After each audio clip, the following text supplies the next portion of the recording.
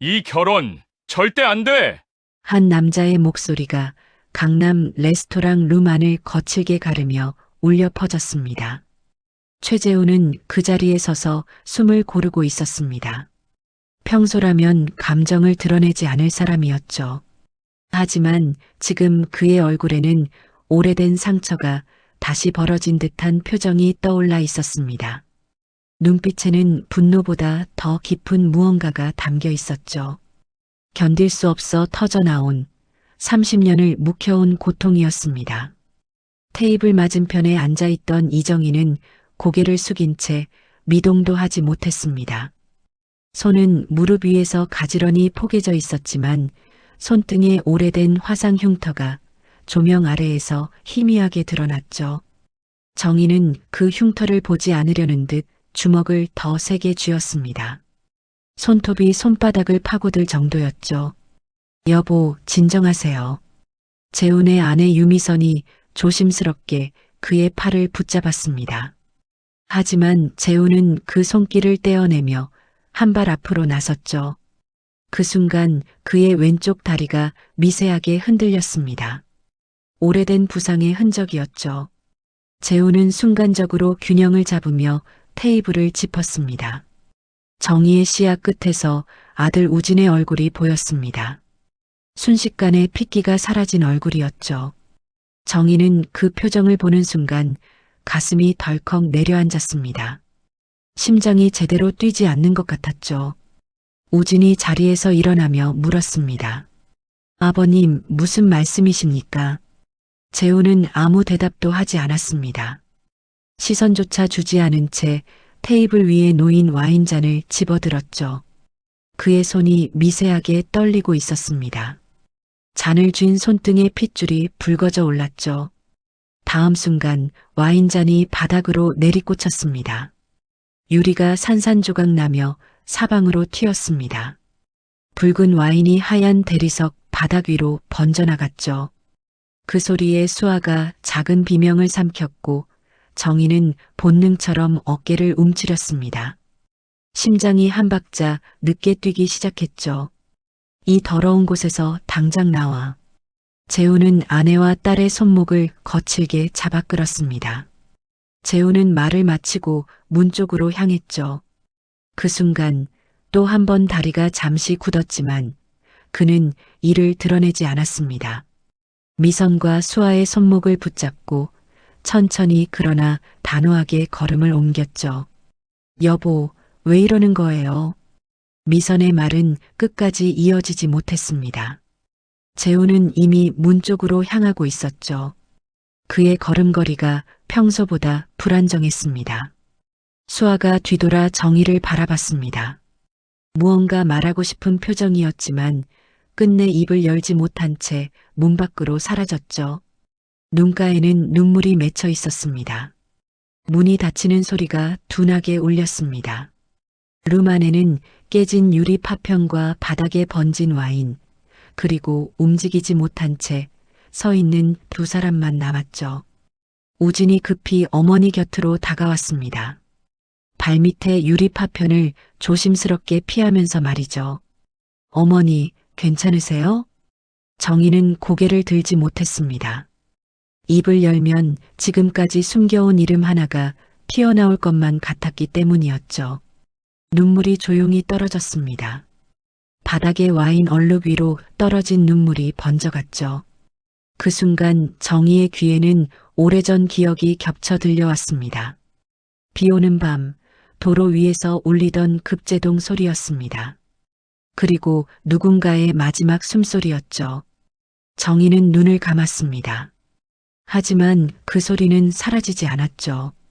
우진이 몸을 숙여 어머니를 일으키려는 순간 셔츠깃 사이로 은빛 목걸이가 살짝 흔들렸습니다. 그 끝에 매달린 작은 금빛이 조명을 받아 반짝였지만 정희는 더 이상 아무것도 볼 수 없었죠. 눈물로 시야가 흐려졌기 때문이었습니다. 대체 저 남자는 왜 이 여자를 본 순간 무너졌던 걸까요? 그리고 왜 이 결혼만은 막아야 했던 걸까요? 이날의 침묵은 오래된 상처가 다시 열리는 소리였습니다. 그날 밤 인천으로 돌아가는 차 안은 침묵으로 가득했습니다. 우진은 핸들을 잡은 채 아무 말도 하지 않았죠. 옆자리에 앉은 정희 역시 창밖만 바라보고 있었습니다. 거리의 불빛들이 스쳐 지나갔지만 정희의 눈에는 아무것도 들어오지 않았죠. 그저 흐릿한 빛의 잔상만 남을 뿐이었습니다. 우진의 머릿속에는 1년 전 그날이 떠올랐습니다. 홍대 입구 작은 카페였습니다. 비가 내리던 오후였죠. 우진은 우산도 없이 카페 문을 열고 들어섰습니다. 옷은 흠뻑 젖어 있었고 머리에서는 물이 뚝뚝 떨어졌죠. 카페 안에는 손님이 별로 없었습니다. 창가 자리에 한 여자가 앉아 있었습니다. 노트북을 펼쳐놓고 무언가 집중하고 있었죠. 우진은 카운터에서 아메리카노를 주문하고 자리에 앉았습니다. 그때 그 여자가 고개를 들었죠. 눈이 마주쳤습니다. 수아는 미소 지었습니다. 우진도 어색하게 웃었죠. 그게 시작이었습니다. 수아가 먼저 말을 걸었죠. 비를 많이 맞았다고 수건이 필요하냐고 물었습니다. 우진은 괜찮다고 했지만 수아는 이미 카운터에서 종이 타월을 가져오고 있었죠. 두 사람은 그렇게 이야기를 시작했습니다. 수아는 광고회사에 다닌다고 했죠. 우진은 무역회사 직원이라고 했습니다. 커피 한 잔이 두 잔이 되었고 어느새 해가 저물고 있었죠. 비는 그쳤지만 두 사람은 자리에서 일어나지 않았습니다. 다음에 또 만날 수 있을까요? 우진이 조심스럽게 물었습니다. 수아는 웃으며 고개를 끄덕였죠. 그날 밤 집으로 돌아온 우진은 잠을 이루지 못했습니다. 계속 수아의 미소가 떠올랐기 때문이었죠. 그 후로 두 사람은 일주일에 한 번씩 만났습니다. 한 달이 지나고 석 달이 지났죠. 어느 날 우진은 용기를 내어 고백했습니다. 수아는 이미 알고 있었다는 듯 웃으며 대답했죠. 저도요. 두 사람은 그렇게 연인이 되었습니다. 우진은 핸들을 쥔 손에 힘을 주었습니다. 그때의 설렘이 아직도 생생했죠. 수아와 함께 걸었던 한강변이 떠올랐습니다. 수아가 좋아하는 크림 파스타를 먹으러 갔던 이태원 골목이 떠올랐죠. 크리스마스에 수아에게 목걸이를 선물했던 명동거리가 떠올랐습니다. 하지만 지금 그 모든 것이 무너지고 있었습니다. 30분이 넘는 시간 동안 두 사람은 단 한마디도 나누지 않았습니다. 집에 도착했을 때는 밤 10시가 넘어 있었죠. 정희는 현관문을 열고 들어가 신발을 벗었습니다. 우진도 묵묵히 뒤따라 들어왔죠. 현관에 신발을 가지런히 놓는 소리만 고요하게 울렸습니다. 거실 불을 켰습니다. 환한 불빛이 두 사람의 얼굴을 비췄죠. 정희의 얼굴은 창백했고 우진의 눈은 충혈되어 있었습니다. 입술은 바짝 말라 있었죠. 우진이 입을 열었습니다. 목소리가 떨리고 있었죠. 대체 무슨 일이에요? 수아, 아버지가 왜 저러시는 거예요? 정희는 대답하지 못했습니다. 입술을 떨며 고개만 숙였죠. 두 손을 꽉 쥐고 있었습니다. 어머니, 말씀해 주세요. 혹시 아시는 사이세요? 침묵이 흘렀습니다. 긴 침묵이었죠. 거실 벽시계의 초침 소리만 째깍째깍 울렸습니다. 우진은 주먹을 쥐었습니다. 손이 떨렸죠. 어머니. 우진의 목소리가 커졌습니다. 평생 어머니에게 큰 소리를 낸 적이 없는 우진이었죠. 하지만 지금은 참을 수가 없었습니다. 온몸이 떨렸죠. 왜 아무 말씀도 안 하세요? 도대체 뭐가 문제예요? 정희는 소파에 주저앉았습니다. 두 손으로 얼굴을 감쌌죠. 어깨가 작게 떨렸습니다. 미안해. 우진아, 정말 미안해. 정희는 떨리는 손으로 얼굴을 쓸어내렸습니다. 눈물이 흘러내렸죠. 뺨을 타고 내려오는 눈물이 턱 끝에서 떨어졌습니다. 정희는 입술을 깨물었습니다. 30년 동안 숨겨온 진실을 이제는 말해야 했죠. 하지만 입이 떨어지지 않았습니다. 저 사람이, 최재훈 씨가, 정희의 목소리가 끊어졌습니다. 우진은 숨을 죽이고 어머니를 바라봤죠. 주먹을 쥔 손에서 땀이 흘렀습니다. 엄마의 전 남편이야. 순간 우진의 얼굴에서 모든 표정이 사라졌습니다. 뭐라고요? 미안해. 정말 미안해. 우진은 한 걸음 뒤로 물러났습니다. 다리에 힘이 풀리는 것 같았죠. 벽에 손을 짚었습니다. 우진은 머리를 감싸쥐었습니다. 온몸이 떨렸죠. 수아의 얼굴이 떠올랐습니다. 웃고 있는 수아였죠. 자신에게 사랑한다고 말하던 수아였습니다. 우진은 말을 잇지 못했습니다. 우진은 벽에 기댔습니다. 온몸에 힘이 없었죠. 천장을 바라봤습니다. 시야가 흐려졌죠. 우진은 어머니를 한참 바라보다가 자기 방으로 들어가 문을 닫아버렸습니다. 문 닫히는 소리가 무겁게 울렸죠. 정희는 거실에 혼자 남았습니다. 소파에 무너져 앉은 정희는 두 손으로 얼굴을 감싸며 소리 없이 울었죠. 어깨가 들썩였습니다. 사흘이 지났습니다. 그 사흘 동안 우진은 방을 나오지 않았습니다. 정희가 문 앞에서 불렀지만 대답이 없었죠. 밥을 문 앞에 놓아두었지만 손도 대지 않았습니다. 그날 밤 집안은 유난히 조용했습니다. 새벽녘 정희는 인기척에 눈을 떴습니다. 현관 쪽에서 아주 작은 소리가 났고 곧 다시 고요해졌죠. 정희는 자리에서 일어나지 못했습니다. 괜히 마주치면 더 큰 상처가 될 것 같았죠. 이불을 뒤집어 쓴 채 눈물만 흘렸습니다. 아침이 밝았을 때 우진은 집에 없었습니다. 식탁 위에는 종이 한 장이 놓여 있었죠. 바람 좀 쐬고 올게요. 걱정 마세요. 정희는 그 문장을 몇 번이나 다시 읽었습니다. 글씨는 평소와 다르지 않았지만 종이를 쥔 정희의 손이 점점 떨리기 시작했죠. 어디로 가는지, 언제 돌아오는지 아무것도 적혀 있지 않았습니다. 정희는 급히 우진의 방문을 열었습니다.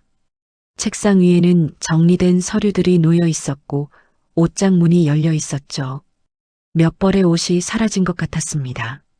정희는 곧바로 전화를 걸었습니다. 한 번, 두 번, 세 번을 걸었죠. 신호음만 길게 이어졌습니다. 메시지를 남겼지만 읽음 표시도 뜨지 않았죠. 정희는 휴대전화를 손에서 놓지 못한 채 집안을 서성였습니다. 시간이 지나도 연락은 오지 않았습니다. 정희의 불안은 점점 다른 쪽으로 번져갔습니다. 정희는 잠시 망설이다가 수아에게도 전화를 걸었죠. 수아라면 우진의 소식을 알지도 모른다는 생각 때문이었습니다. 하지만 그쪽에서도 연결은 되지 않았죠. 수아의 집에서도 상황은 다르지 않았습니다. 상견례 이후 집안의 공기는 무겁게 가라앉아 있었죠. 재우는 서재에 틀어박혀 누구와도 말을 섞지 않았고 미선은 남편의 침묵과 딸의 눈물 사이에서 어찌할 바를 몰랐습니다. 수아는 혼자 방에 머무르며 휴대전화를 손에서 놓지 못하고 있었죠. 아버지의 분노와 어머니의 침묵 사이에서 수아 역시 어떤 말도 꺼내지 못한 채 시간을 보내고 있었습니다. 해가 기울 무렵 정희는 다시 한번 전화를 걸었다가 포기했습니다. 휴대전화를 내려놓고 소파에 앉아 갑자기 온몸에 힘이 빠져나갔죠. 정희는 창밖을 바라봤습니다. 인천 구도심의 골목에는 사람들이 오가고 있었지만 그 풍경이 유난히 멀게 느껴졌죠. 마치 유리병 너머의 세상 같았습니다. 정희는 알 수 없는 예감에 사로잡혔습니다. 그날 밤 우진은 답답한 마음에 무작정 집을 나왔습니다. 어머니가 걱정하실 것을 알면서도 어쩔 수 없는 선택이었죠. 방 안에 갇혀 있으면 미칠 것 같았습니다. 전 남편의 딸이라는 말이 머릿속에서 계속 맴돌았죠. 우진은 차에 시동을 걸었습니다. 어디로 가야 할지도 몰랐습니다. 그저 운전대를 잡고 달리기 시작했죠. 인천의 거리를 벗어나 고속도로에 접어들자 갑자기 한 곳이 떠올랐습니다. 강릉이었습니다. 수아와 처음 여행을 갔던 곳이었죠. 동해 바다를 걸으며 손을 잡고 서로를 바라보며 웃었던 그곳이었습니다. 바다를 보며 수아가 말했죠. 오빠, 우리 평생 함께하자. 우진은 수아를 안으며 대답했습니다. 당연하지. 평생이야. 그때의 약속이 아직도 귓가에 생생했습니다. 우진은 핸들을 동쪽으로 돌렸습니다. 강릉에 가면 뭔가 답을 찾을 수 있을 것 같았죠. 아니, 적어도 혼란스러운 마음을 정리할 수 있을 것 같았습니다. 우진의 차는 깊은 밤 고속도로 차로 위를 달렸습니다. 한적한 도로였죠. 가로등 불빛만이 어둠 속을 스쳐 지나갔습니다. 목에 걸린 목걸이가 움직일 때마다 작은 금반지가 흔들렸습니다. 우진은 무의식적으로 목걸이를 만졌죠. 차가운 금속의 감촉이 손끝에 느껴졌습니다. 정희는 창밖을 바라보며 앉아 있었습니다. 우진에게서는 여전히 연락이 없었죠. 핸드폰을 내려다보던 정희의 눈에 손등에 오래된 흉터가 보였습니다. 세월이 흘렀지만 여전히 또렷한 흉터였죠. 정희는 그 흉터를 천천히 쓰다듬었습니다. 차가운 감촉이 손끝에 느껴졌고 그 순간 정희는 30년 전 그날을 떠올렸죠. 1988년 봄이었습니다.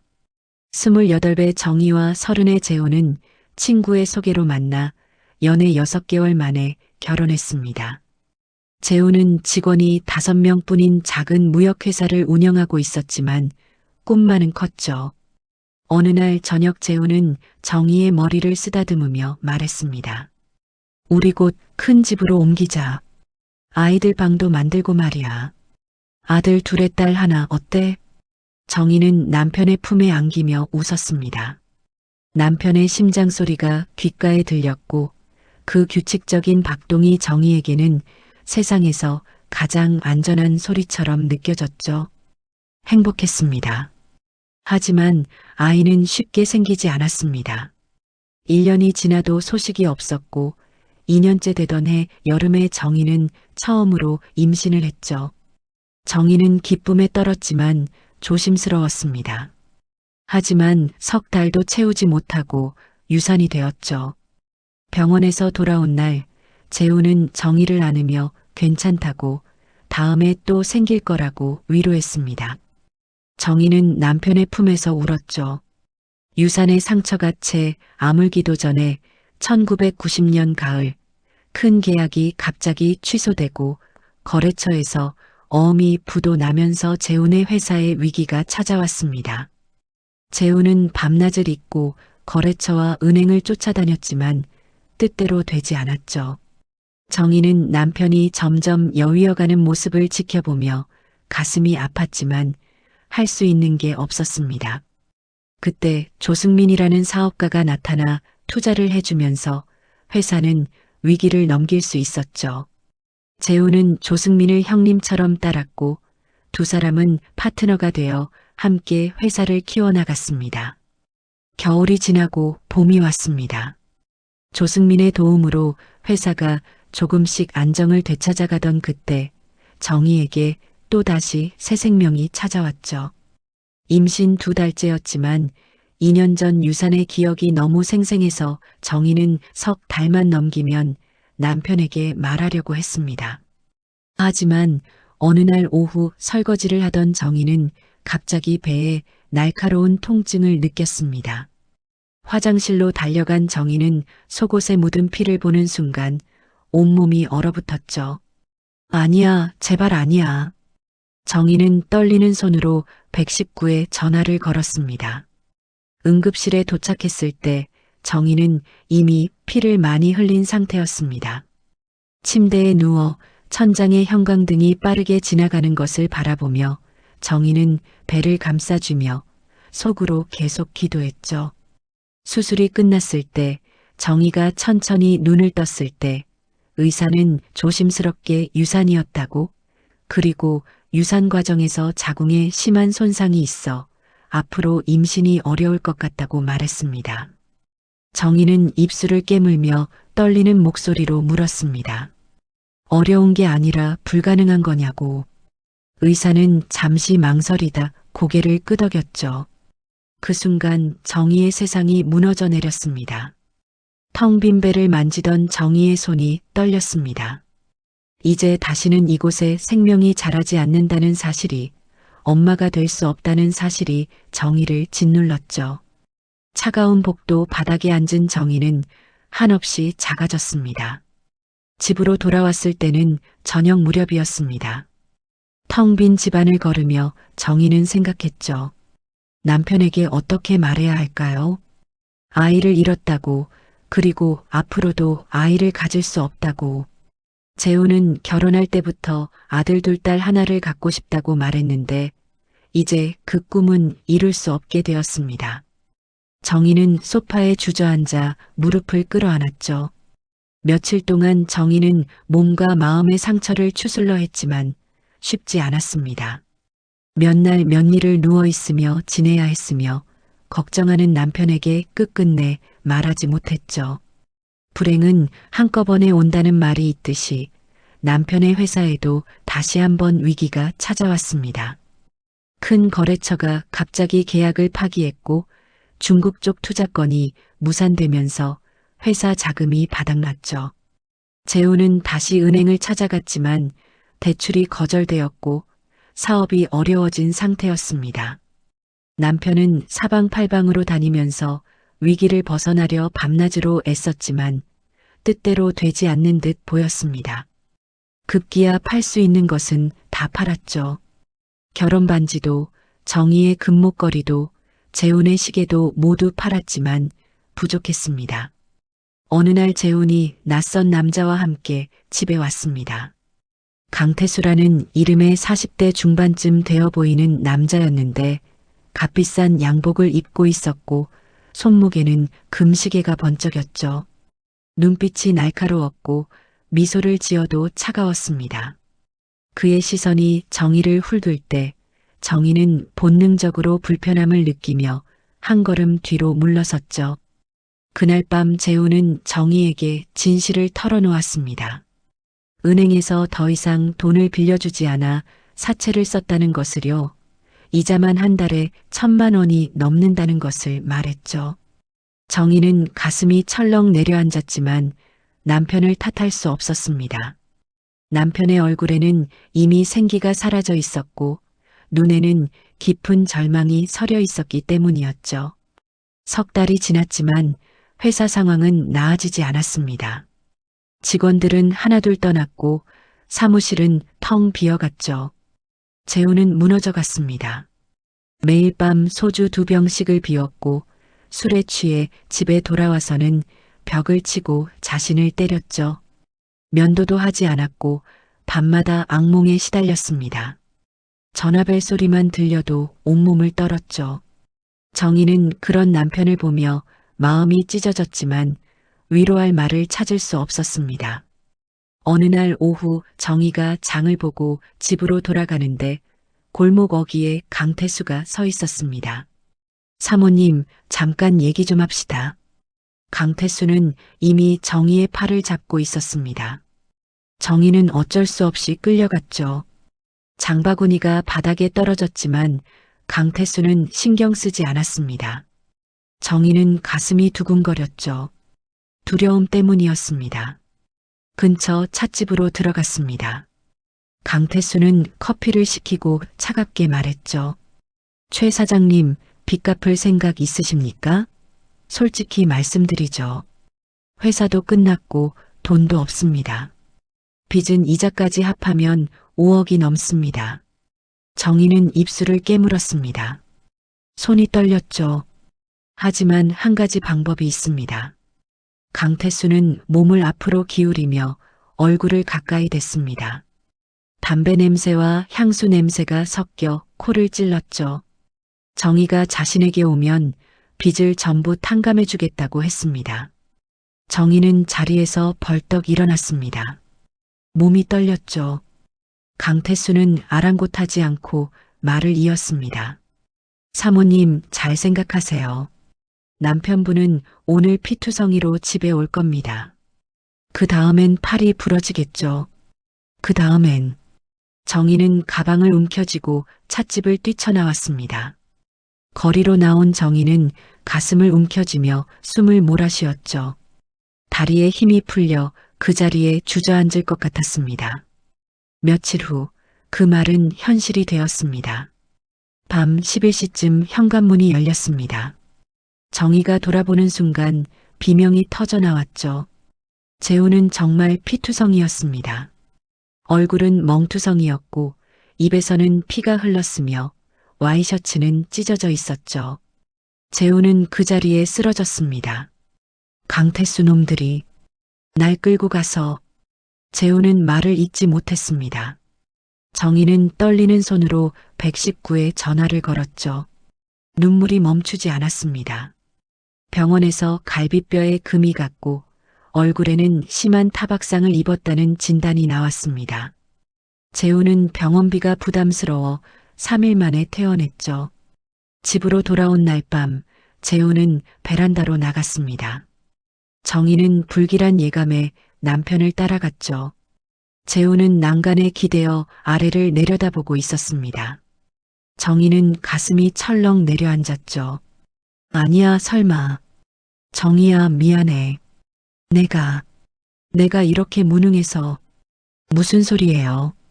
여보, 들어가요. 정희는 남편을 꽉 안았습니다. 두 사람은 그렇게 한참을 베란다에 서 있었죠. 찬바람이 불었지만 두 사람은 움직이지 않았습니다. 정희는 남편의 등을 쓰다듬으며 속으로 외쳤죠. 제발 이 사람만은 살려야 해. 그날 밤 정희는 잠을 이룰 수 없었습니다. 옆에서 잠든 남편을 바라보며 정희는 생각했죠. 남편을 살려야 해. 어떻게든 남편을 살려야 해. 그리고 정희는 깨달았습니다. 자신이 희생해야 한다는 것을, 자신이 떠나야 한다는 것을 말이죠. 어차피 아이도 가질 수 없는 몸이었습니다. 남편 곁에 있어봤자 남편의 꿈을 빼앗는 것뿐이었죠. 남편은 다른 여자를 만나 아이를 낳고 행복하게 살 수 있을 것입니다. 정희는 그렇게 자신을 설득했죠.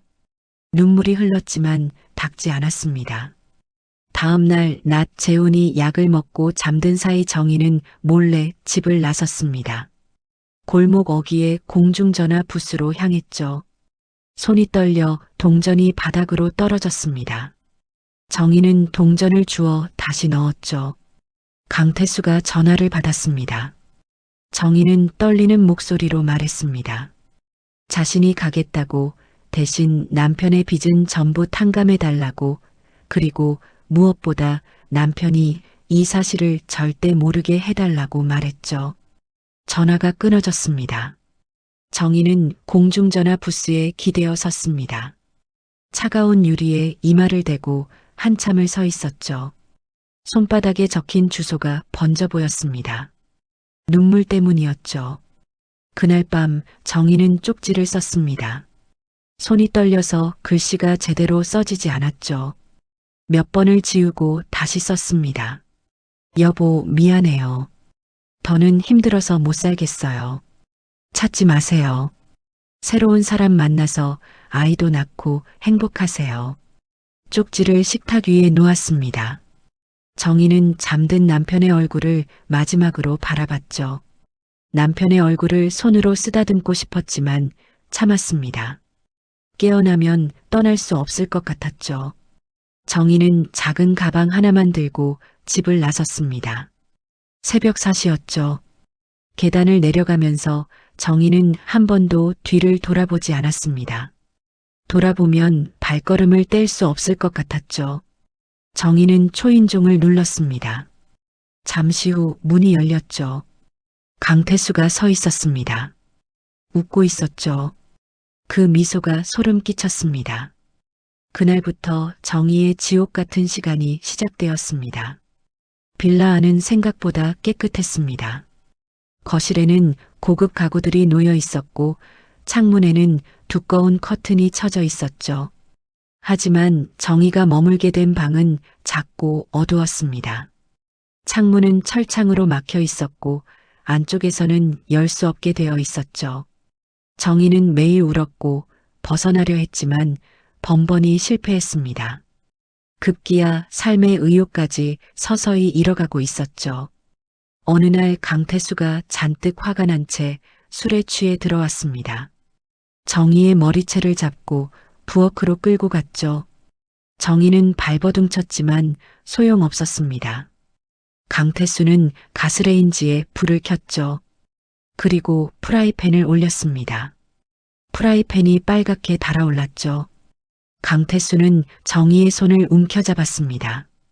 정희는 발버둥 쳤지만 힘으로는 당할 수 없었죠. 뜨거운 프라이팬이 정희의 손등에 닿았습니다. 비명이 터져 나왔습니다. 살이 타는 냄새가 났죠. 정희는 정신을 잃을 것 같았습니다. 눈앞이 하얗게 변했죠. 강태수는 정희를 방으로 던져넣고 문을 잠갔습니다. 정희는 바닥에 쓰러져 손등을 움켜쥐고 울었습니다. 손등에서는 피가 흘렀고 물집이 터져 진물이 났죠. 고통이 파도처럼 밀려왔습니다. 하지만 육체적 고통보다 더 아픈 것은 마음이었죠. 정희는 바닥에 누워 천장을 바라보며 생각했습니다. 이렇게 죽는 건가? 아무도 모르게 아무 흔적도 남기지 못한 채. 그날 이후 정희는 도망칠 생각을 하지 못했습니다. 아니, 할 수 없었죠. 매일 밤 악몽을 꾸었습니다. 남편이 나타나 왜 떠났느냐고 울부짖는 꿈이었는데 정희는 설명하려 했지만 목소리가 나오지 않았죠. 남편은 점점 멀어졌고 정희는 그 자리에 얼어붙어 움직일 수 없었습니다. 정희는 살아있는 게 아니었습니다. 그저 숨만 쉬고 있었죠. 밥을 먹었지만 맛이 없었고 잠을 잤지만 깨어있는 것 같았습니다. 손등의 흉터는 아물었지만 마음의 상처는 더 깊어졌죠. 시간이 얼마나 지났는지 정희는 알 수 없었습니다. 하루하루가 똑같았고 밤과 낮의 구분도 희미해졌죠. 정희는 창문 틈으로 들어오는 햇살을 보며 하루가 지났다는 것을 알았습니다. 석 달쯤 지났을 것 같았죠. 어느 날 저녁이었습니다. 빌라 밖에서 갑자기 요란한 소리가 났죠. 사이렌 소리였습니다. 여러 대의 차가 멈춰 서는 소리가 들렸고 누군가 소리쳤죠. 경찰이다. 문 열어라. 정희는 벌떡 일어났습니다. 침대에서 내려와 문에 귀를 갖다 댔죠. 거실에서 소란이 일었습니다. 문을 부수는 소리가 났죠. 강태수가 소리쳤습니다. 하지만 이내 조용해졌죠. 정희는 문을 두드렸습니다. 여기요, 여기 사람 있어요. 잠시 후 복도에서 발소리가 들렸죠. 문이 부서졌습니다. 경찰관 2명이 들어왔죠. 정희는 그 자리에 주저앉아 울었습니다. 살았다. 살았어. 정희는 경찰관을 보며 눈물을 쏟아냈죠. 경찰관이 정희를 일으켰습니다. 괜찮냐고 물었죠. 정희는 대답하지 못했습니다. 그저 울기만 했죠. 정희는 밖으로 나왔습니다. 거실에는 여러 명의 경찰이 있었고 강태수는 수갑이 채워진 채 바닥에 앉아 있었죠. 강태수가 정희를 쏘아봤지만 정희는 눈을 돌렸습니다. 경찰서로 갔습니다. 형사가 정희에게 물었죠. 어떻게 여기 오게 됐냐고, 강태수와 무슨 관계냐고 물었습니다. 정희는 떨리는 목소리로 아무 관계도 아니라고 말했죠. 형사는 고개를 끄덕이며 강태수는 마약 밀매와 인신매매 혐의로 수배 중이었다고, 제보를 받고 급습했다고 말했습니다. 조서를 다 쓰고 나왔을 때는 밤 10시였습니다. 정희는 경찰서 앞에 서 있었죠. 어디로 가야 할지 몰랐습니다. 비로소 자유의 몸이 될 수 있었죠. 어디든 이곳을 벗어나자며 버스 타고 무작정 온 곳이 인천이었습니다. 1년이 꼬박 지나서야 바깥을 나갈 용기가 생겼습니다. 정희는 인천의 작은 고시원에서 지내며 조금씩 안정을 찾아갔죠. 식당에서 설거지 아르바이트를 하며 하루하루를 버텼습니다. 어느 날 정희는 용기를 내어 예전 살던 곳을 찾아갔죠. 남편이 어떻게 지내는지 궁금했습니다. 멀리서라도 한번 보고 싶었습니다. 정희는 예전 동네에 도착했습니다. 낯익은 골목이었죠. 심장이 빠르게 뛰었습니다. 슈퍼 앞을 지나가는데 주인 아주머니가 정희를 알아봤죠. 아주머니가 말했습니다. 정희가 떠난 후 최 사장이 미칠 듯이 찾아다녔다고 했습니다. 그러다 얼마 전에 재혼을 하고 사업이 잘 되어서 서울로 이사를 갔다고 했습니다. 정희는 인사도 제대로 하지 못한 채 돌아섰습니다. 빠른 걸음으로 골목을 빠져나왔죠. 버스 정류장에 서서 정희는 눈물을 흘렸습니다. 정희는 가슴이 아팠지만 동시에 안도했습니다. 남편이 행복하다는 것이 다행이었죠. 자신이 떠난 게 옳았다는 증거였습니다. 정희는 인천으로 돌아왔습니다. 다시는 그곳을 찾지 않았죠. 남편의 소식도 더 이상 알려고 하지 않았습니다. 그렇게 정희의 새로운 삶이 시작되었죠. 정희의 기억은 거기서 멈췄습니다. 그 후 강태수와 함께했던 석 달의 시간은 정희에게 없는 시간이었습니다. 손의 상처는 아직도 여전히 자신의 몸에 각인되어 있지만 기억에서 조차 지우고 싶은 시간들이었죠.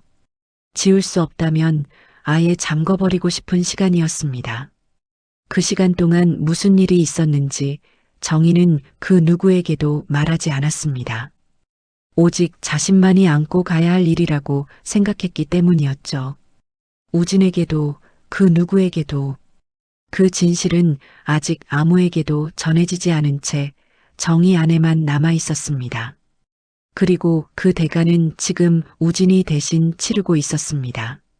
정희는 천천히 고개를 숙였습니다. 우진은 어머니가 걱정하실 것을 알면서도 집을 나선 것은 어쩔 수 없는 선택이었습니다. 방 안에 갇혀 있으면 미칠 것 같았죠. 무작정 떠난 강릉에서 생각을 정리하려 애썼습니다. 강릉의 바다는 어둠 속에 잠겨 있었고 파도 소리만 규칙적으로 들렸습니다. 우진은 해변을 걸었죠.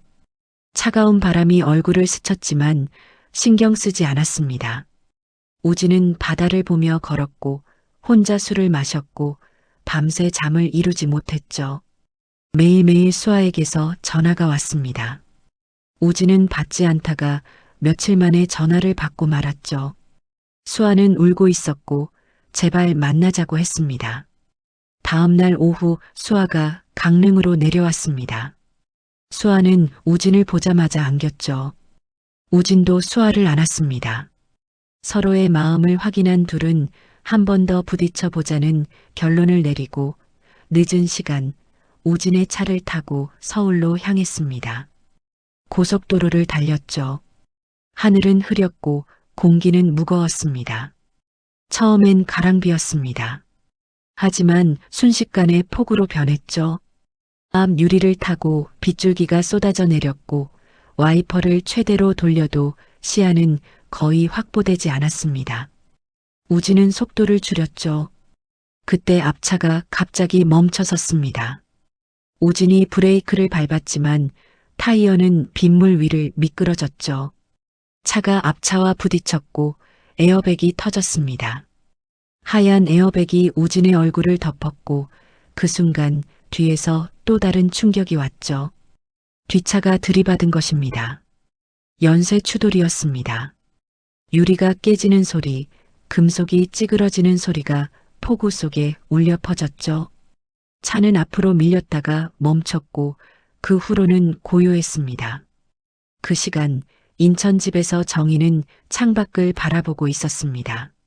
무섭게 내리는 빗소리에 왠지 모를 불길한 예감이 들었죠.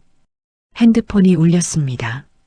정희는 급히 전화를 받았습니다. 우진 씨의 보호자냐는 질문에 정희는 대답도 하지 못한 채 손에서 핸드폰을 떨어뜨릴 뻔했죠. 같은 시각 강남 아파트에서도 전화벨이 울렸습니다. 재훈이 전화를 받았죠. 딸 수아가 교통사고를 당했다는 소식이었습니다. 정희는 택시를 불러 병원으로 향했습니다. 빗속을 달렸죠. 정희는 택시 뒷좌석에서 떨고 있었는데 손을 꽉 쥐었지만 멈추지 않았습니다. 제발, 제발 우진이가 무사하기를. 재훈과 미선도 급히 차에 올라탔습니다. 미선이 남편의 손을 잡았지만 재훈의 손은 얼음장처럼 차가웠죠. 재훈의 머릿속에는 30년 전 기억이 스쳐갔습니다. 부산 출장길이었습니다. 비 오는 밤이었죠. 해안도로를 달리고 있었는데 동업자 조승민이 웃으며 말했습니다. 오늘 계약 대박이라고, 이제 회사를 제대로 키울 수 있다고 말했죠. 그때 맞은편에서 트럭이 중앙선을 넘었습니다. 재훈은 핸들을 꺾었지만 피할 수 없었습니다. 트럭과 부딪혔고 차는 뒤집혔죠. 유리가 깨지고 금속이 찌그러지는 소리가 들렸습니다. 정신을 잃었죠. 깨어났을 때는 병원이었습니다. 의사가 말했죠. 왼쪽 다리에 심한 골절이 있다고 수술을 했지만 평생 불편할 거라고 말했습니다. 그리고 조승민은 그 자리에서 죽었죠. 재훈을 살리기 위해 자신의 몸으로 막아섰던 조승민이었습니다. 마지막 말이 귓가에 생생했죠. 자신의 아들인 우진이를 부탁한다는 말이었습니다. 재훈은 핸들을 꽉 쥐었습니다. 왼쪽 다리가 욱신거렸죠. 비 오는 날이면 더 아팠습니다. 30년이 지난 지금도 말이죠. 병원에 도착했을 때 응급실은 혼란스러웠습니다. 연쇄 추돌 사고로 여러 명의 환자가 실려왔고 보호자들이 급히 몰려들고 있었죠. 간호사들은 바쁘게 움직였고 의사들은 환자들 사이를 오가며 지시를 내렸습니다. 재훈과 미선이 먼저 도착했습니다. 최수아 환자 보호자입니다. 재훈과 미선이 응급실로 뛰어갔죠. 재훈의 걸음걸이가 불안정했습니다. 커튼이 쳐진 응급실 안침대 위에 수아가 누워 있었습니다. 머리에는 붕대가 감겨 있었고 얼굴 곳곳에 상처가 있었죠. 산소 마스크가 씌워져 있었고 심전도 모니터가 규칙적인 소리를 내고 있었습니다. 하지만 수아는 눈을 감고 있었죠. 수아야. 재훈이 침대로 달려갔습니다. 하지만 수아는 반응이 없었죠. 미선이 소리쳤습니다. 의사 선생님. 젊은 남자 의사가 차트를 들고 다가왔습니다. 보호자이십니까? 네, 아버지입니다. 우리 딸은 괜찮은 겁니까? 재훈의 목소리가 떨렸습니다. 의사는 차트를 보며 조심스럽게 말했죠. 다행히 생명에는 지장이 없습니다. 다만 머리를 심하게 부딪혀서 뇌진탕이 있고요. 오른쪽 다리에 골절이 있습니다. 재훈의 목소리가 떨렸습니다. 미선도 딸의 다른 손을 잡고 눈물을 흘렸죠. 한편 정희도 병원에 도착하여 아들 우진을 찾고 있었습니다. 복도에서 정희가 간호사에게 급하게 물어보고 있었죠. 환자 우진 씨는 지금 5번 수술실에 계십니다. 수술실이요? 정희의 얼굴이 하얗게 질렸습니다. 네. 내부 출혈이 있어서 응급수술 중입니다. 보호자 대기실은 저쪽입니다. 간호사가 복도 끝을 가리켰습니다. 정희는 비틀거리며 수술실 쪽으로 향했죠. 다리에 힘이 없었습니다. 벽을 짚으며 걸었죠. 수술실 앞에는 빨간 불이 켜져 있었습니다. 수술 중이라는 표시였죠. 정희는 그 앞 의자에 주저앉았습니다. 긴 의자가 아니라 바닥에 주저앉았죠. 정희는 두 손으로 얼굴을 감싸며 울었습니다. 2시간이 지났습니다. 문이 열렸습니다. 의사가 나와 마스크를 벗으며 고개를 끄덕였죠. 수술은 잘 끝났고 내부 출혈이 심했지만 다행히 중요 장기는 손상되지 않았다고 했습니다. 회복하는 데 시간이 걸리겠지만 생명에는 지장이 없다고, 다만 마취에서 깨어나려면 시간이 필요하고 중환자실에서 며칠 지켜봐야 한다고 말했죠. 정희는 그 자리에서 무너지듯 고개를 숙이며 눈물을 쏟아냈습니다. 우진은 중환자실로 옮겨졌습니다. 정희는 중환자실 유리창 너머로 아들을 바라봤죠. 한편 수아의 병실에서는 다른 일이 벌어지고 있었습니다. 수아는 천천히 주위를 둘러봤습니다. 병실이었죠. 부모가 설명했습니다. 교통사고가 났다고, 다리 골절이 있다고 말했죠. 수아는 천천히 기억을 떠올렸습니다. 강릉에서 서울로 올라가던 길이었죠. 폭우가 쏟아졌습니다. 그리고 충격이 있었죠. 수아의 눈이 커졌습니다. 우진 오빠는요? 오빠는 어떻게 됐어요? 목소리가 떨리며 물었습니다. 침대에서 일어나려다 다리에 통증이 와 비명을 질렀죠. 미선은 딸을 다시 눕히고 말했습니다. 살아있다고, 수술 끝났고 지금 중환자실에 있다고 말했죠. 수아는 천장을 바라보며 눈물을 흘렸습니다. 이틀이 지났습니다. 수아의 상태는 좋아졌죠. 다리만 깁스를 하고 있을 뿐 다른 곳은 괜찮았습니다. 하지만 우진은 여전히 중환자실에 있었죠. 사흘째 되는 날 오후 수아가 재훈에게 우진을 보러 가고 싶다고 말했습니다. 재훈은 거절했죠. 하지만 수아는 눈물을 흘리며 제발 한 번만 보고 싶다고 애원했습니다. 재훈은 딸의 여인 얼굴을 바라봤죠. 눈 밑에는 다크서클이 깊게 패여 있었습니다. 재훈은 한참을 망설이다가 결국 고개를 끄덕였죠. 수아는 우진을 보자마자 눈물이 터졌습니다. 재훈이 휠체어를 침대 옆으로 밀었죠. 우진은 여전히 의식이 없었습니다. 인공호흡기를 달고 있었고 얼굴은 창백했죠. 이마에는 붕대가 감겨 있었고 팔에는 여러 개의 링거가 꽂혀 있었습니다. 수아는 우진의 손을 잡고 울었습니다. 미안하다고, 일어나달라고 떨리는 목소리로 속삭였죠. 재훈은 침대 옆에 서서 우진을 내려다봤습니다. 정희의 아들이었죠. 그 여자가 키운 아이였습니다. 재훈은 복잡한 표정으로 우진을 바라봤죠. 그때였습니다. 재훈의 시선이 우진의 목 부분에 멈췄죠.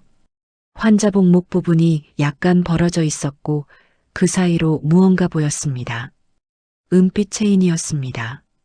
재훈은 무의식적으로 한 걸음 가까이 다가갔죠. 목걸이 끝에 무언가 끼워져 있었습니다. 작은 금빛이 희미하게 반짝였습니다. 재훈의 심장이 빠르게 뛰기 시작했죠. 재훈은 떨리는 손으로 우진의 목걸이를 살짝 들어 올렸습니다. 작은 금반지가 은빛 체인에 끼워져 있었죠. 재훈의 손이 떨렸습니다. 우진의 목걸이에 끼워진 금반지가 자신의 왼손에 끼워진 반지와 같은 모양이었죠. 재훈의 머릿속에 30년 전 그날이 떠올랐습니다. 뒤집힌 차 안에서 조승민이 피를 흘리며 자신의 손에서 반지를 빼던 모습이었죠. 자신의 아들을 부탁하며 내밀던 반지와 마지막 말이었습니다. 재훈은 혼란스러웠습니다. 왜 우진이 이 반지를 목에 걸고 있는 걸까요? 어떻게 형님의 반지가 저 아이 목에 있는 걸까요? 머릿속이 복잡해졌죠. 재훈의 눈물이 우진의 손등에 떨어졌습니다. 아버지. 수아가 당황하며 아버지의 손을 잡았습니다. 태어나서 처음 보는 아버지의 눈물이었죠. 수아는 아버지를 진정시키려 했지만 재훈은 쉽게 진정되지 않았습니다. 그때 간호사가 다가왔습니다. 면회 시간이 끝났다고 나가야 한다고 말했죠. 재훈은 수아의 휠체어를 밀고 중환자실을 나왔습니다. 복도로 나왔을 때 정희가 대기실에서 일어나고 있었습니다. 면회 시간이 되어 중환자실로 들어가려는 참이었죠. 정희와 재훈이 복도에서 마주쳤습니다. 재훈은 정희를 바라봤습니다. 정희도 재훈을 바라봤죠. 재훈의 눈에는 눈물이 고여 있었습니다. 정희는 재훈의 표정에서 뭔가 달라진 것을 느꼈습니다. 분노가 아니었죠. 다른 감정이었습니다. 재훈은 입을 열려다가 닫았습니다. 그리고 수아의 휠체어를 밀고 지나갔죠. 왼쪽 다리를 살짝 끌며 걸었습니다. 정희는 재훈의 뒷모습을 바라봤죠. 무슨 일이 있었던 걸까요? 정희는 중환자실로 들어갔습니다. 우진의 침대로 다가가 손을 잡았죠. 그리고 우진의 목에 걸린 목걸이를 보았습니다. 평소와 다름없이 금반지가 은빛 체인에 끼워져 있었죠. 정희는 아무것도 몰랐습니다. 과연 재훈은 이 진실을 어떻게 받아들일까요? 그리고 30년 전 사라진 우진이가 왜 정희의 아들이 되어 있는 걸까요? 며칠 후 우진은 일반 병실로 옮겨졌습니다. 의식이 돌아왔고 상태가 안정되었죠. 정희는 우진의 침대 곁을 떠나지 않았는데 우진의 손을 잡고 눈물을 흘렸습니다. 우진도 어머니를 보며 미안하다고, 걱정 끼쳐서 미안하다고 말했죠. 수아도 우진의 병실을 찾았습니다. 휠체어를 타고 왔는데 두 사람은 손을 잡고 울었죠. 살아있어서 다행이라고 서로에게 그렇게 말했습니다. 이틀 후 재훈이 우진의 병실 문을 두드렸습니다. 정희는 잠시 자리를 비운 상태였죠. 우진은 침대에 기대어 앉아 있었는데 재훈을 보자 놀란 표정을 지었습니다. 재훈이 조심스럽게 물었습니다. 들어가도 되겠습니까? 목소리는 조심스러웠습니다. 우진은 고개를 끄덕였죠. 재훈은 병실로 들어와 침대 옆 의자에 천천히 앉았습니다. 한참 침묵이 흘렀죠. 창밖으로 햇살이 들어왔지만 병실 안은 고요했습니다. 재훈이 입을 열었습니다. 목에 걸고 있는 목걸이, 특별해 보이는데. 우진은 무의식적으로 목걸이를 만졌습니다. 환자복 안쪽에 있던 목걸이를 꺼내 보여주었죠. 은빛 체인에 작은 금반지가 끼워져 있었습니다. 어릴 때부터 쭉 지니고 있던 거예요. 재훈은 그 반지를 자세히 바라봤습니다. 심장이 빠르게 뛰기 시작했죠. 자신의 왼손에 끼워진 반지와 똑같은 모양이었기 때문입니다.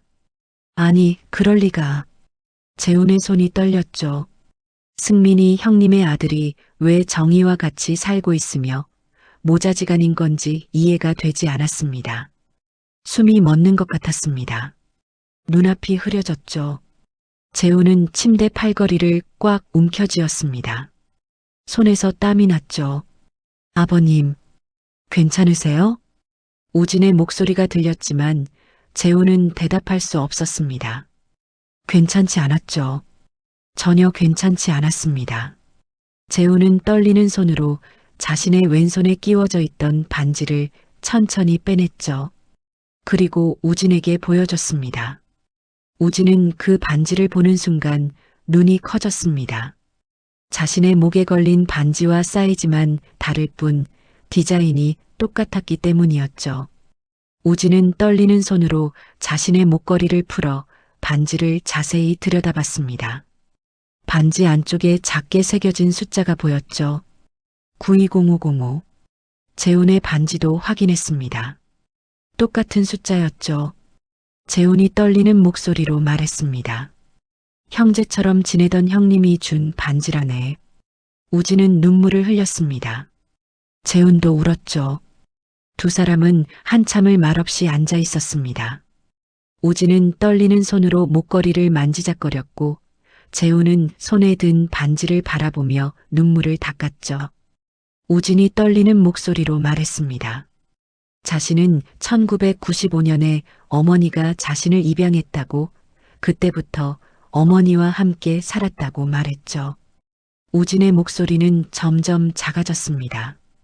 30년 동안 자네를 찾았네. 하지만 찾을 수 없었어. 그런데 재훈은 말을 잇지 못했습니다. 눈물이 계속 흘러내렸죠. 그런데 자네가 이렇게 스스로 내 앞에 나타난 줄도 모르고 재우는 말없이 우진의 등을 쓰다듬었습니다. 등을 토닥이며 감정을 추스를 수밖에 없었죠. 그렇게 찾아 헤매던 아이가 30년 만에 제 발로 찾아왔지만 자신은 가장 모진 방법으로 다그치고 곁을 주지 않았다는 생각에 재훈의 가슴이 먹먹했습니다. 어떻게 정의가 자네와 함께 살다니. 재훈의 목소리에는 감사와 미안함이 섞여 있었습니다. 어머니가 절 살려주셨어요. 어머니 없었으면 저는. 우진도 말을 잇지 못했습니다. 재훈은 한참을 그 자리에 앉아 우진의 손을 잡고 있었습니다. 말은 필요 없었죠. 두 사람의 눈물이 모든 걸 말해주고 있었습니다. 한참 후에야 재훈이 천천히 자리에서 일어났습니다. 다리가 휘청거렸지만 애써 균형을 잡았죠. 우리 다시 천천히 이야기합시다. 형님 이야기도 그리고 자네 이야기도 더 듣고 싶네. 재훈은 우진의 어깨를 한 번 더 토닥였습니다.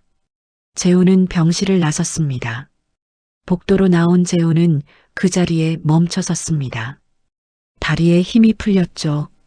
재훈은 벽에 손을 짚고 천천히 주저앉았습니다.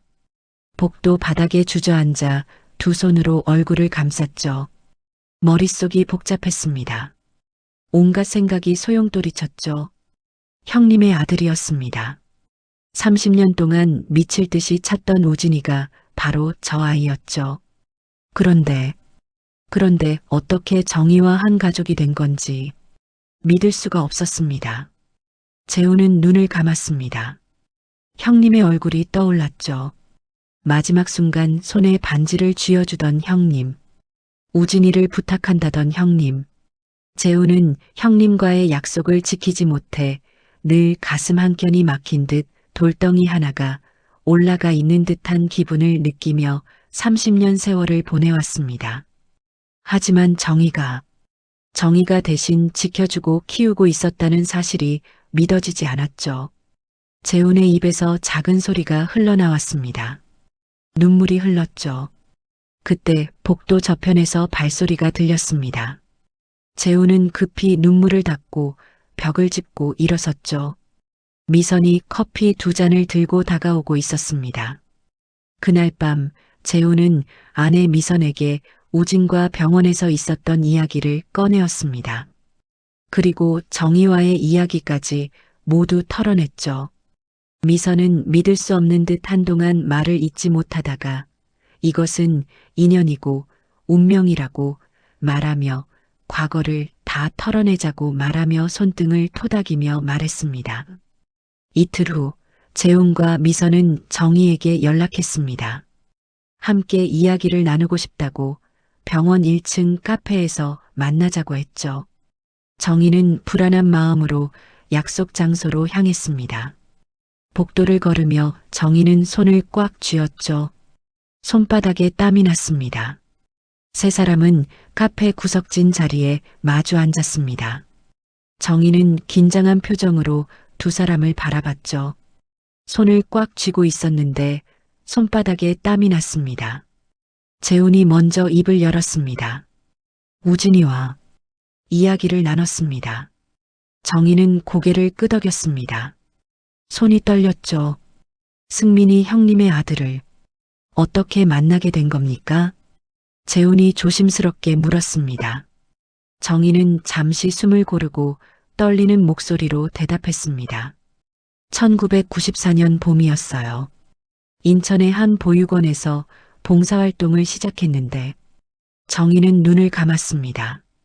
그곳에서 우진이를 처음 봤어요.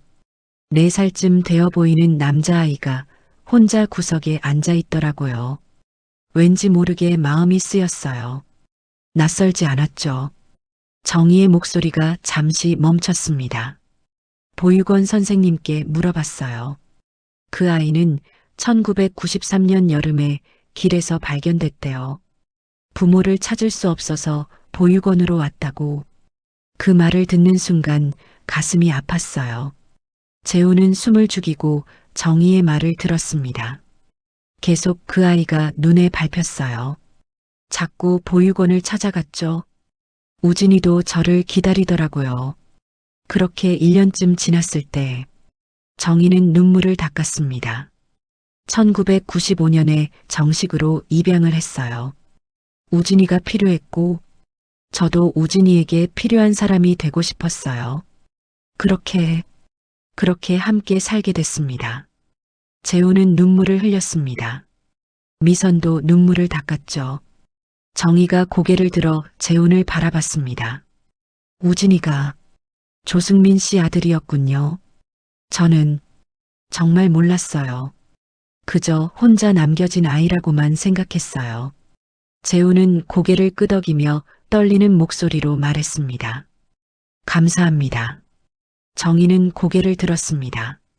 재훈이 자신을 바라보고 있었는데 눈에는 눈물이 고여 있었지만 상견례 때의 분노는 사라져 있었죠. 형님의 아들을 살려주셔서 감사합니다. 30년 동안 찾지 못했는데 당신이 키워주셨군요. 정희는 고개를 저었습니다. 아니에요. 저야말로 우진이가 저를 살렸어요. 우진이가 없었다면 저는 정희의 목소리가 끊어졌습니다. 정희는 눈을 감았죠. 우진이가 없었다면 자신은 어떻게 되었을까요? 아마도 그 어둠 속에서 헤어나오지 못했을 것입니다. 한참 침묵이 흘렀습니다. 미선이 조심스럽게 입을 열었죠. 정희 씨, 그런데 그때 왜 갑자기 사라지신 거예요? 미선의 목소리는 조심스러웠지만 궁금증이 담겨 있었습니다. 재훈도 정희를 바라봤죠. 30년 동안 품었던 가장 큰 의문이었습니다. 정희는 입술을 깨물었습니다. 손이 떨렸죠. 정희는 고개를 숙이고 천천히 말하기 시작했습니다. 첫 번째 유산 후에도 희망을 가졌다고 하지만 두 번째 유산이 왔고 그때 의사에게서 더 이상 아이를 가질 수 없다는 말을 들었다고 했습니다. 자궁 손상이 너무 심해서 임신 자체가 불가능하다고 했죠. 정희의 목소리는 점점 작아졌습니다. 남편은 결혼할 때부터 아들 둘 딸 하나를 원했는데 자신은 그 꿈을 이루어줄 수 없는 몸이 되어버렸다고 말했습니다. 매일 밤 남편의 얼굴을 보면서 미안했다고, 남편 곁에 있는 것이 자신의 욕심이라고 생각했다고 했죠. 정희는 눈물을 흘리며 말을 이었습니다. 그래서 쪽지를 남기고 떠났다고, 남편이 다른 여자를 만나 아이를 낳고 행복하게 살 수 있도록 길을 열어주는 것이 자신이 할 수 있는 유일한 사랑이라고 생각했다고 했습니다. 정희는 떨리는 목소리로 계속 말했죠. 하지만 그것은 정말 잘못된 행동이었다고, 너무 늦게 깨달았다고 말했습니다. 혼자 결정하고 혼자 떠나버린 것이 얼마나 큰 상처를 남겼을지 그때는 생각하지 못했다고 했죠. 30년이 지난 지금에야 자신이 얼마나 이기적이었는지 알게 되었다고, 지금이라도 용서를 빌고 싶다고 말했습니다. 정희는 고개를 숙인 채 눈물을 흘렸습니다. 재훈은 정희를 바라봤습니다. 눈에 눈물이 고였죠. 30년 동안 품었던 원망이 서서히 풀려나가는 것 같았습니다. 재훈은 고개를 저었습니다. 저도 미안합니다. 그때 제가 더 강했어야 했는데 당신이 그런 선택을 하지 않도록 제가 더 의지가 되었어야 했는데. 정희는 눈물을 흘렸습니다. 미선이 정희에게 다가가 손을 잡았죠. 그때 정희의 소매가 살짝 올라가며 손등에 오래된 화상 흉터가 드러났습니다. 조명 아래에서 그 흉터는 더욱 또렷하게 보였죠. 세월이 흘렀지만 여전히 선명한 흔적이었습니다. 미선이 숨을 죽이며 그 흉터를 바라봤습니다. 재훈도 정희의 손을 봤죠. 두 사람의 시선이 그 흉터에 머물렀습니다. 미선이 조심스럽게 물었죠. 정희 씨, 손은 어쩌다가. 정희는 천천히 손을 빼내려 했습니다. 하지만 미선이 정희의 손을 놓지 않았죠. 정희는 잠시 망설이다가 쓴웃음을 지었습니다. 입가에 미소가 번졌지만 눈에는 깊은 슬픔이 담겨 있었죠. 정희는 아무 말도 하지 않았습니다. 말할 수 없었죠. 차마 그 시간을 입 밖에 꺼낼 수 없었습니다. 침묵이 흘렀습니다. 길고 무거운 침묵이었죠. 재우는 정희를 바라봤습니다. 정희의 창백한 얼굴과 떨리는 손, 그리고 그 쓴웃음을 보는 순간 재훈의 가슴이 먹먹해졌죠. 재훈은 깨달았습니다. 이 여자도 30년 동안 말할 수 없는 고통 속에 살았다는 것을 말이죠. 그 흉터가 말해주고 있었습니다. 정희가 겪었을 지옥 같은 시간을 말이죠. 재훈은 더 묻지 않았습니다. 물을 수 없었죠. 미선은 정희의 손을 두 손으로 감싸 쥐었습니다. 흉터가 있는 그 손을 따뜻하게 조심스럽게 감싸 안았죠. 마치 30년 전 그날로 돌아가 정희를 안아주고 싶은 마음처럼 말입니다. 정희 씨, 미선의 목소리가 떨렸습니다. 정말 고생 많으셨어요. 혼자 얼마나 힘드셨어요. 미선의 목소리는 부드러웠습니다. 정희는 미선의 손을 느끼며 눈물을 흘렸죠. 30년 만에 처음으로 누군가의 따뜻함을 느꼈습니다. 누군가 자신의 아픔을 이해해 주는 것 같았죠. 정희의 어깨가 떨렸습니다. 재훈이 천천히 입을 열었습니다. 이제 다 지난 일입니다. 우리 모두 30년을 각자의 방식으로 아파했습니다. 재훈은 정희를 바라봤습니다. 하지만 이제는 그 아픔을 내려놓아야 할 때가 아닐까요? 우진이와 수아를 위해서라도. 정희는 고개를 들어 재훈을 바라봤습니다. 우진이는 형님의 아들입니다. 그리고 당신이 키운 아들이기도 하죠. 이제 저도 우진이의 가족이 되고 싶습니다. 재훈의 목소리가 떨렸습니다. 형님께 약속했던 그 약속을 지금이라도 지키고 싶습니다. 정희는 눈물을 흘렸습니다. 세 사람은 한참을 그렇게 있었습니다. 말없이 서로의 아픔을 어루만졌죠. 카페 안은 조용했지만 세 사람 사이에는 깊은 이해가 흐르고 있었습니다. 정희는 두 사람을 바라봤는데 재훈의 진심 어린 눈빛과 미선의 따뜻한 미소가 보였죠. 정희는 처음으로 안심했습니다. 혼자가 아니라는 것이, 이제는 기댈 곳이 있다는 것이, 30년 동안의 짐을 함께 나눌 수 있는 사람이 생겼다는 것이 믿기지 않았죠. 창밖으로 햇살이 들어왔습니다. 따뜻한 빛이 세 사람을 비췄죠. 30년 동안 얽혔던 실타래가 조금씩 풀리기 시작했습니다. 며칠 후 우진은 퇴원했습니다. 의사는 집에서 충분히 쉬라고 당부했죠. 우진은 인천 집으로 돌아와 어머니와 함께 조용한 시간을 보냈습니다. 정희는 우진을 위해 영양가 있는 음식을 만들어 주었고 우진은 하루하루 기력을 회복해 갔죠. 수아도 깁스를 풀었습니다. 다리가 완전히 나은 것은 아니었지만 천천히 걸을 수 있게 되었죠. 수아는 매일 우진에게 전화를 걸었고 두 사람은 통화하며 서로를 격려했습니다. 어느 날 오후 우진의 휴대폰이 울렸습니다. 재훈이었죠. 우진은 잠시 망설이다가 전화를 받았습니다. 우진이 주말에 시간 되나? 재훈의 목소리는 부드러웠습니다. 네, 괜찮습니다. 낚시 한번 가세. 자네 아버지, 승민이 형님과 자주 갔던 곳이 있거든. 우진은 가슴이 뭉클해졌습니다. 알겠습니다.